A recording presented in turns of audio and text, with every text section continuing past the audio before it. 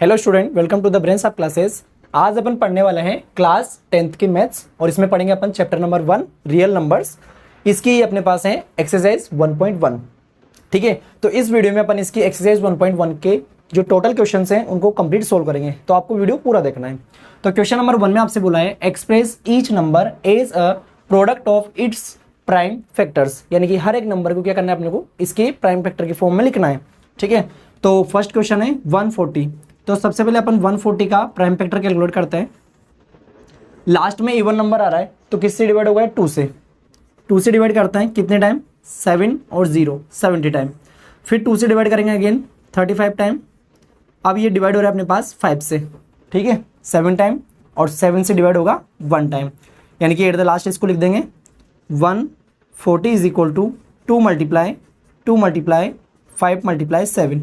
जो अपने को ये आंसर मिला है इनको अपन को प्रोडक्ट के फॉर्म में लिखना है और इसको अपन पावर की फॉर्म में भी लिख सकते हैं। जैसे यहाँ पर जो 2 है वो 2 टाइम आ रहा है, मतलब क्या लिखेंगे अपन 2 की power 2 multiply by 5 multiply by 7। ठीक है, ये हो जाएगा अपना इसका राइट आंसर। इसी तरीके से इसका सेकंड पार्ट है अपने पास 156। तो 156 के अपन प्राइम फैक्टर निकालेंगे। सबसे पहले डिवाइड करेंगे अपन 2 से, लास्ट में इवन नंबर है इस वजह से। ठीक है, तो 2 की टेबल 7 टाइम 14 आता है। ठीक है, एक रिमाइंडर रह गया 16 हो गया। 16 में 2 का डिवाइड होगा 8 टाइम। अब 2 से डिवाइड करते हैं वापस, इवन नंबर है इस वजह से। तो 2 की टेबल में अपने पास में 7 तो आएगा नहीं। ठीक है, तो कितना आएगा अपने पास में? 6 आएगा। कितने टाइम? 3 टाइम। 1 रिमाइंडर है, यानी कि यहाँ पे हो गया 18। 18 में डिवाइड होगा 9 टाइम। अब ये जो है ये 2 से डिवाइड नहीं हो रहा। ठीक है, ये डिवाइड होगा अपने पास में 3 से। 3 1 जा 3 और 3 3 जा 9। 13 जो है वो एक 13 से ही डिवाइड होता है, क्योंकि ये क्या होता है? एक प्राइम नंबर होता है। इसको लिखेंगे अपन 156 is equal to 2 multiply 3 multiply 13, और इसको पावर की फॉर्म में लिख सकते हैं 2 की power 2 multiply by 3 multiply by 13। ये हो जाएगा इसका राइट आंसर। क्लियर है यहाँ तक? इसके बाद इसका थर्ड पार्ट है 3825। ठीक है, तो इसमें सबसे पहले 2 का डिवाइड नहीं हो रहा क्योंकि लास्ट में इवन नंबर नहीं है। अब इन नंबर्स को अपन ऐड करते हैं, तो 5 और 2 7। ठीक है, 7 और 3 10, 10 और 8 18। तो 18 जो है वो 3 और 9 से डिविजिबल है, बट सबसे पहले अपन 3 का डिवाइड करेंगे। तो 3 से डिवाइड करेंगे 3 1 जा 3, 3 2 जा 6। ठीक है, यहाँ बचा अपने पास में 2, ये हो गया 22। 3 की टेबल में 21 आता है 7 टाइम, यहाँ से 1 रिमेनिंग है, यानी कि यहाँ हो गया अपने पास 15, और 15 आते हैं 3 की टेबल में 5 टाइम। फिर वापस 3 का डिवाइड करेंगे, 3 4 जा 12, 3 2 जा 6, यहाँ से 1 रिमेनिंग रहा, और 3 5 जा 15। ठीक है, इसके बाद लास्ट में 5 आ रहा है, तो ये डिवाइड होगा किससे? 5 से। 5 से डिवाइड करेंगे अपन 8 5 जा 40, 2 रिमाइंडर है यहाँ से, 2 जो यहाँ पर है और ये 5 जो है, ये मिलके कितना हो गया अपने पास? 25। तो 5 से डिवाइड करेंगे इसको 5 टाइम, और 85 डिवाइड होता है 5 से 17 टाइम, और 17 जो है डिवाइड होगा 1 टाइम। तो ये आ जाएगा इसका राइट आंसर। इसको लिख देंगे अपन 3 की पावर 2, ये दोनों मिला करके। ठीक है, 5 की पावर 2 मल्टीप्लाई 5 की पावर 2 और मल्टीप्लाई लास्ट में जाएगा अपने पास में 17।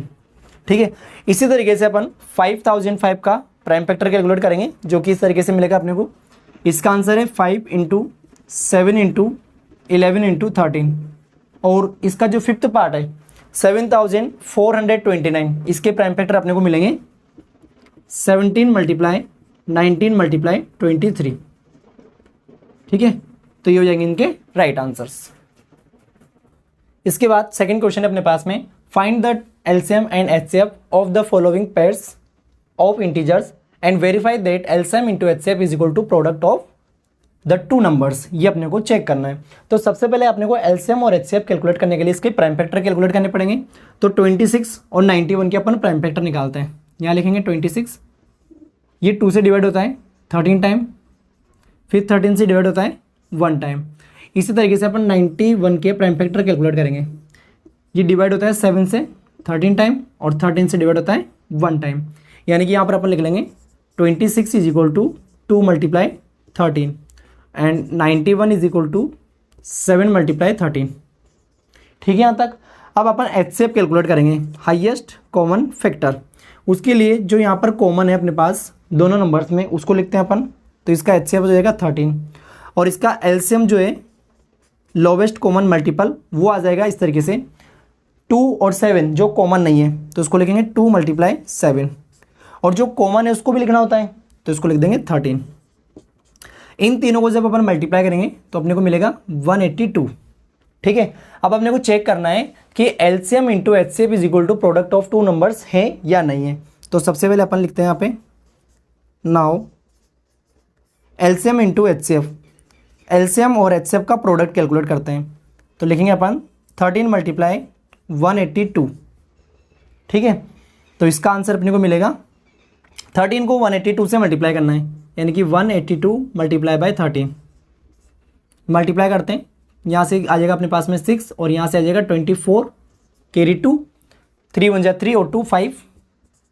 ठीक है, सिंगल डिजिट से मल्टीप्लाई कर लेते हैं और 1 से मल्टीप्लाई करेंगे तो 281, ये आ जाएगा अपने पास में 2 3 इस तरीके से। ठीक है, अब ये जो अपने को मिला है ये क्या मिला है, LCM into HCF is equal to ये अपने को कैलकुलेट करना है प्रोडक्ट ऑफ टू नंबर्स। तो यहाँ से लिखेंगे प्रोडक्ट ऑफ टू नंबर्स, जो नंबर्स अपने को गिवन है उनका प्रोडक्ट कैलकुलेट करते हैं। यहाँ लिखेंगे 26 × 91। अगर अपन 26 को 91 से मल्टीप्लाई करते हैं तो यहाँ से आएगा अपने पास में 9 6 जा 54 कैरी 5, 9 2 जा 18, 18 और 5। ठीक है, ये हो जाएगा अपने पास में 23। तो इसका जो आंसर है वो भी कितना मिला अपने को 2366। तो यहाँ से अपने देख सकते हैं कि एलसीएम इंटू एचसीएफ जो है और प्रोडक्ट ऑफ टू नंबर्स जो है वो दोनों क्या है, इक्वल आ रहे हैं, ये और ये। ठीक है, लास्ट में लिख देंगे hence LCM into HCF is equal to product of two numbers. Hence LCM into HCF is equal to product of two numbers, और लास्ट में लिख देंगे हैंस प्रूव्ड। ठीक है, ये अपने को चेक करना था कि एलसीएम और एचसीएफ का जो प्रोडक्ट है वो दोनों का मल्टीप्लाई जो है वो प्रोडक्ट ऑफ टू नंबर्स के इक्वल है या नहीं है, तो ये इक्वल होता है। ठीक है, यहाँ तक। इसी का अपने पास सेकंड क्वेश्चन है 510 एंड 92। तो सबसे पहले अपने को क्या करना है, इसके प्राइम फैक्टर कैलकुलेट करने हैं। तो यहाँ पे अपन 510 के प्राइम फैक्टर कैलकुलेट कर लेते हैं। ये डिवाइड होगा 2 से, 2 2 जा 4, रिमेनिंग रहा अपने पास में 1। ठीक है, तो इधर से हो गया अपने पास में 11। 11 जो है 5 के टेबल में नहीं आता, सॉरी 2 के टेबल में नहीं आता, बट 10 आता है, तो 5 टाइम में 10 आ जाएगा, 1 रिमेनिंग रहेगा, वापस 10 बन गया, तो ये 5 टाइम। अब इसको अपन डिवाइड करेंगे, 2 से डिवाइड नहीं हो रहा है ये। ठीक है, अगर अपन इसको ऐड करते हैं तो 5 और 5 10 और 2 कितना हो गया 12, यानी कि जो 12 है वो 3 के टेबल में आता है, तो ये इसको अपन डिवाइड करेंगे 3 से। 3 से डिवाइड होगा ये 8 टाइम। ठीक है, 8 3 24, रिमेनिंग रहा 1, ये हो गया अपने पास 15, यानी कि 5 टाइम डिवाइड हो गया। अब इसको डिवाइड करेंगे अपन वापस किससे, 5 से। 5 से डिवाइड हो रहा है अपने पास 17 टाइम, और 17 से डिवाइड करेंगे 1 टाइम, यानी कि अपन लिखेंगे यहाँ पे 510 इज इक्वल टू 2 × 3 × 5 × 17, इस तरीके से। और इसी तरीके से अपन इसके 92 के प्राइम फैक्टर कैलकुलेट करते हैं। तो 92 है अपने पास, 2 से डिवाइड करेंगे 4 टाइम, 6 टाइम, फिर 2 से डिवाइड करेंगे 23 टाइम, और 23 डिवाइड हो रहा है 1 टाइम। ठीक है, यानी कि यहाँ से लिखेंगे अपन 2 × 23। अब इसमें कॉमन क्या है अपने पास, कॉमन है इसमें 2, यानी इसका जो एचसीएफ है वो तो कितना हो जाएगा अपने पास में 2। ठीक है, अब इसका जो एलसीएम है, एलसीएम इज इक्वल टू 2 तो आ जाएगा एज दिस, कॉमन है इस वजह से। उसके बाद में ये 2 एक्स्ट्रा है, इसको भी लिखना पड़ेगा, 3, उसके बाद 5, फिर 17 और एट द लास्ट 23। अब इसको अपन मल्टीप्लाई कर लेते हैं तो इसका आंसर मिलेगा अपने को 23460। ठीक है, ये तो अपने को मिला एलसीएम। अब इसका अपने को क्या कैलकुलेट करना है, LCM into HCF is equal to product of two numbers calculate करना है। तो अपन यहाँ लिखेंगे LCM into HCF, LCM into HCF. तो एलसीएम कितना था अपने पास में 23460 मल्टीप्लाई बाय 2, एचसीएफ है अपने पास में 2, इसको मल्टीप्लाई करेंगे तो आ जाएगा अपने पास में 0, 6 2 जा 12, कैरी 1, 4 2 जा 8 और 1 9, 3 2 जा 6 और 2 2 जा 4, यानी कि इसका आंसर आ जाएगा अपने पास में 46,920। एलसीएम इंटू एचसीएफ का आंसर। और अपने पास जो 2 नंबर्स दे रखे हैं 510 और 92, इसको भी अपन मल्टीप्लाई कर लेते हैं। एंड 510 मल्टीप्लाई बाय 92, तो इसका जो आंसर है वो भी अपने को एज दिस मिल जाएगा, ये वाला। ठीक है, तो लास्ट में लिख देंगे अपन that is LCM into HCF is equal to LCM into HCF is equal to product of 2 number, product of 2 number, जो कि अपने को प्रूव करना था। ठीक है, कि इसका एलसीएम और एचसीएफ का जो प्रोडक्ट होता है वो इसके प्रोडक्ट ऑफ 2 नंबर के इक्वल होता है। क्लियर है यहाँ तक? इसी क्वेश्चन का अपने पास थर्ड पार्ट है 336 एंड 54। तो सबसे पहले अपन इसके प्राइम फैक्टर कैलकुलेट कर रहे हैं। ठीक है, उसके बाद में प्राइम फैक्टर को इस तरीके से लिख दिया। अब अपन इसका एचसीएफ कैलकुलेट करेंगे। ठीक है, उसके लिए अपन देखते हैं कि यहाँ पर जो कॉमन है वो सिर्फ 2 आ रहा है। ओके, एक तो 2 आ रहा है और एक साथ में क्या आ रहा है, 3 आ रहा है।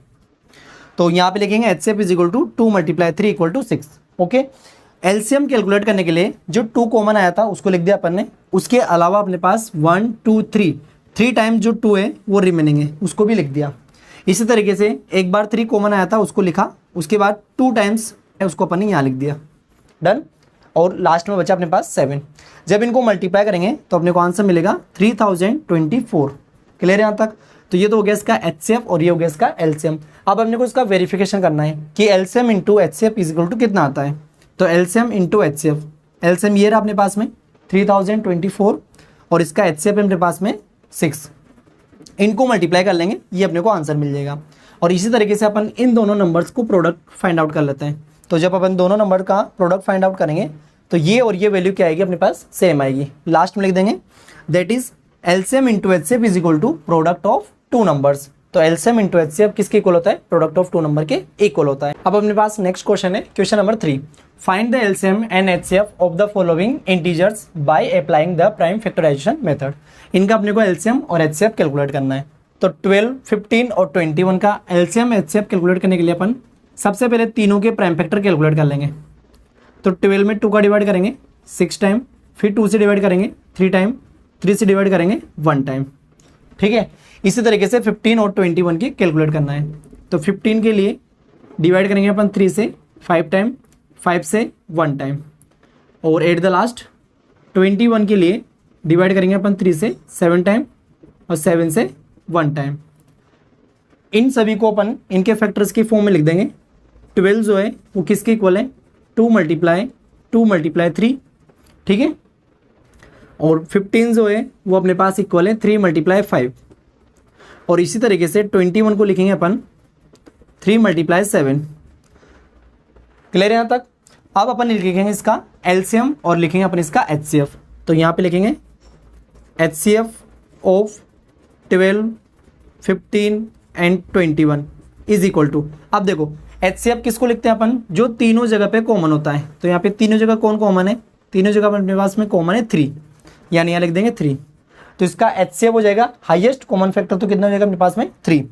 इसका अपन एलसीएम लिखेंगे, LCM of 12, 15 and 21 is equal to. देखो यहाँ से 2 कॉमन नहीं है, ठीक है, सिर्फ 3 कॉमन है और 5 और 7 भी कॉमन नहीं है। तो 2 को तो अपन लिख देंगे 2 टाइम, 2 × 2। उसके बाद अपने पास में 3 आ रहा है कॉमन, यानी इसको लिख देंगे 1 टाइम। और 5 और 7 भी डिफरेंट वैल्यूज़ हैं, इनको भी लिख देंगे अपन इस तरीके से। जब हम इसको सोल्व करेंगे तो इसका आंसर मिलेगा अपने को 420, यानी कि इसका एलसीएम तो हो गया 420 और इसका जो एचसीएफ है वो कितना हो गया 3। क्लियर यहाँ तक? नेक्स्ट इसका सेकंड पार्ट 17, 23 और 29, ये तीनों क्या है, प्राइम नंबर है, यानी कि अपनी ही टेबल से डिवाइड होंगे, इसीलिए अपन इसके डायरेक्ट लिख दिया आंसर। 17 को लिखा है 17 × 1, 23 को लिखा है 23 × 1 और 29 को लिखा है 29 × 1। तो यहाँ से कॉमन कुछ भी नहीं आ रहा 1 के अलावा, तो इसका एचसीएफ तो हो जाएगा 1 और एलसीएम हो जाएगा अपने पास में 17 × 23 × 29। इसको जब मल्टीप्लाई करेंगे तो आंसर आ जाएगा अपने पास में 11,339। ठीक है, इसी का थर्ड पार्ट है 8, 9, 25। तो 8 के प्राइम फैक्टर करेंगे अपन, तो अपने को मिलेगा अपने को क्या, 2 × 2 × 2, 2 × 2 = 4, 4 × 2 = 8। इसी तरीके से 9 का मिलेगा अपने को 3 × 3 और 25 का मिलेगा 5 × 5। ठीक है, इसका जब अपन एचसीएफ निकालेंगे, HCF of 8, 9, 25, is equal to, देखो यहाँ से कुछ भी कॉमन नहीं है अपने पास में, तो क्या लिख देंगे अपन 1, ठीक है। और इसका जो एलसीएम आएगा, एलसीएम इज इक्वल टू 2 तो आ जाएगा 3 टाइम, 2 इंटू 2 इस तरीके से, 3 आ जाएगा 2 टाइम, और जो 5 है वो आ जाएगा 2 टाइम।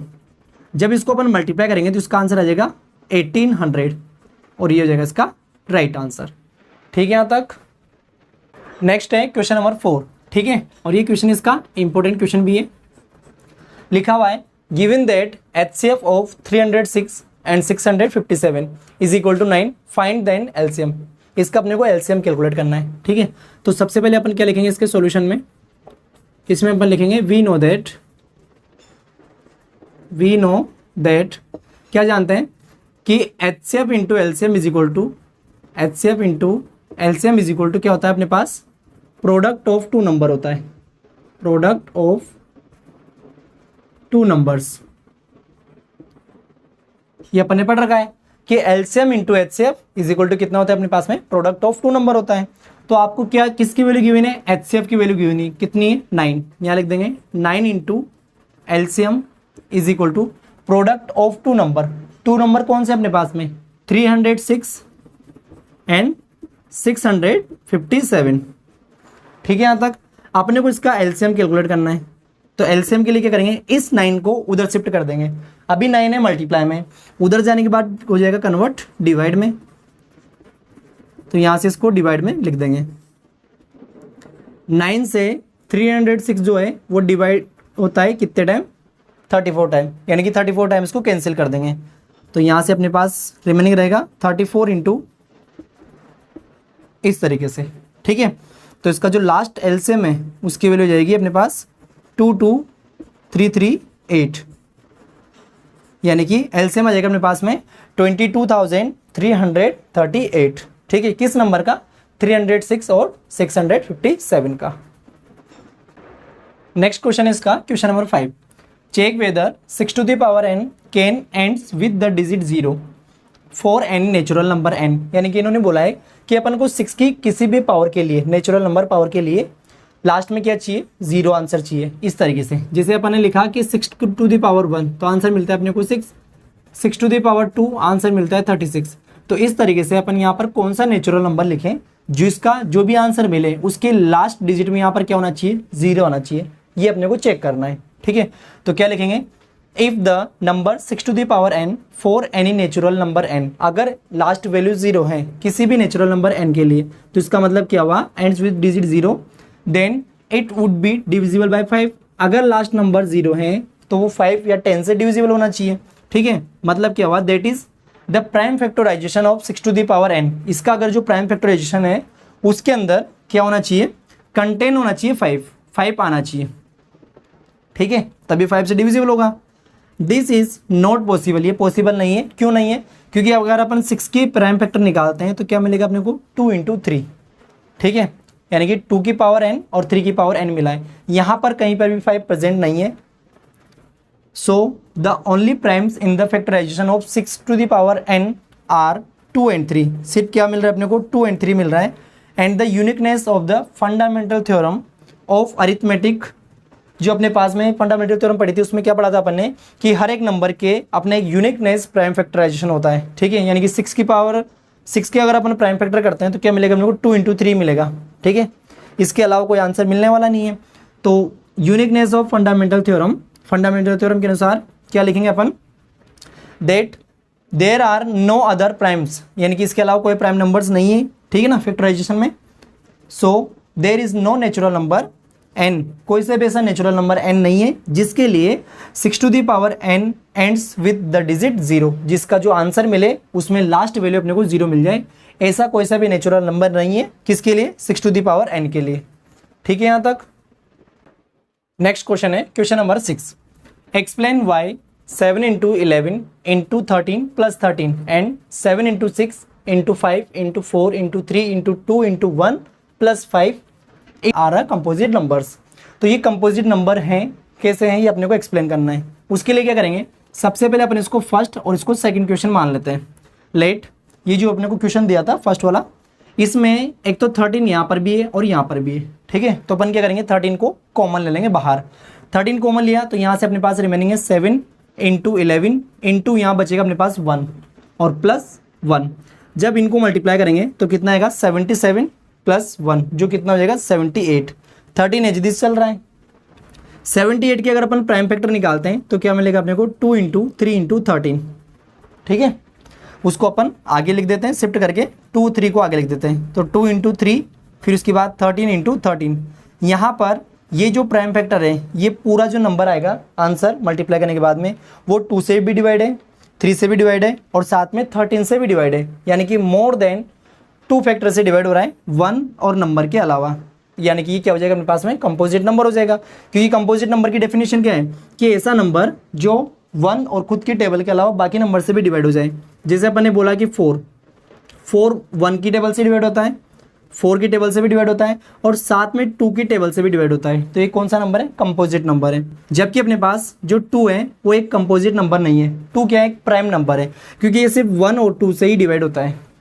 ओके, अगर अपन 6 की बात करें तो 6 भी क्या है? कंपोजिट नंबर है, क्योंकि ये 1 और 6 के अलावा 3 से भी डिवाइड होता है और 2 से भी डिवाइड होता है। यानी कि ऐसा नंबर जो 1 और खुद की टेबल के अलावा बाकी नंबर से भी डिवाइड हो जाए वो क्या कहलाता है अपने पास में? कंपोजिट नंबर कहलाता है। तो यहाँ पर ये इतने सारे नंबर से डिवाइड हो रहा है, इसीलिए क्या है? कंपोजिट नंबर है। Is a composite number is power of primes occur and also having more than 2 distinct factors, यानी कि इसके अलग अलग 2 फैक्टर से ज़्यादा फैक्टर अपने को मिल रहे हैं। जैसे कि तो क्या है? 2, एक क्या है? 3 और एक क्या है? 13 है। मतलब ये जो इसका जो आंसर आएगा टोटल वो 2, 3 और 13 से डिवाइड हो रहा है, इसीलिए कौन सा नंबर है? ये कंपोजिट नंबर है। इसी तरीके से अपन इसको सेकंड क्वेश्चन लिख के लिखेंगे। सबसे पहले यहाँ पर 5 जो है 2 टाइम नजर आ रहा है अपने को, तो ये 5 को अपन कॉमन ले लेंगे तो यहाँ से रिमेनिंग रहेगा मल्टीप्लाई में 1 और यहाँ से एडिशन में रहेगा 1। जब अपन इस नंबर को मल्टीप्लाई करेंगे यहाँ से यहाँ तक तो आंसर मिलेगा 1008 और लास्ट वाला है अपने पास में प्लस 1 एज दिस। यहाँ से लिखेंगे 5 मल्टीप्लाई 1009। ये जो नंबर है ये एक तो 1 से डिवाइड हो रहा है पूरा, ठीक है, एक डिवाइड हो रहा है 5 से और एक डिवाइड हो रहा है अपने पास में 1009 से। इसको लिखेंगे अपन be express as a product of primes. ये प्राइम फैक्टर की फॉर्म में लिखा हुआ है, ठीक है। अदर देन 1 के अलावा भी इसके बाकी 2 फैक्टर हैं, कौन कौन से? 5 और 1009। Therefore it is a composite number, इसीलिए कौन सा नंबर हो जाएगा अपने पास में? कंपोजिट नंबर हो जाएगा। अब इसका नेक्स्ट और लास्ट क्वेश्चन है question number 7। There is a circular path around a sport field, यानी कि एक स्पोर्ट फील्ड है जिसके चारों तरफ क्या है? एक सर्कुलर पाथ है। Sonia takes 18 minute. जो सोनिया है उसको कितना टाइम लगता है? 18 मिनट लगता है टू ड्राइव 1 राउंड, यानी कि एक राउंड कंप्लीट करने में of field. While Ravi takes, जो रवि है उसको 12 मिनट लगते हैं फॉर द सेम, ठीक है। Suppose they both start at the same point, वो दोनों एक ही पॉइंट से स्टार्ट होते हैं, and at the same time, एक ही टाइम पे, and go in the same direction, और एक ही डायरेक्शन में चलते हैं, ठीक है। आफ्टर हाउ मेनी मिनट्स, कितने मिनट के बाद में, will they meet again at the starting point, starting point पर वो वापस मिल जाएंगे, कितने मिनट के बाद में अपने को कैलकुलेट करना है। तो सबसे पहले अपन क्या करेंगे, जो अपने को 18 मिनट लग रहे हैं किसको? सोनिया को, और रवि को कितना लग रहे हैं? 12 मिनट। तो अपन 18 और 12 के प्राइम फैक्टर निकाल लेंगे, ठीक है। अब अपने को यहाँ पर इसका एलसीएम निकालना है, तो एलसीएम निकालेंगे इसका।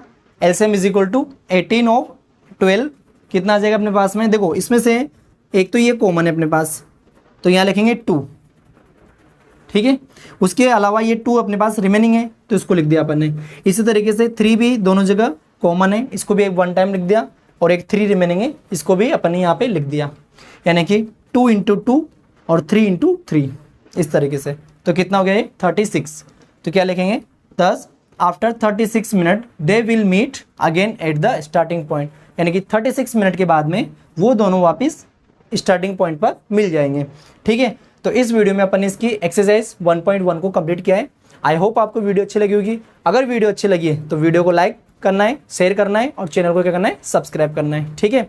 और कमेंट करके जरूर बताना आपको कि वीडियो कैसे लगी। ओके, थैंक्स फॉर वॉचिंग, मिलते हैं नेक्स्ट वीडियो में।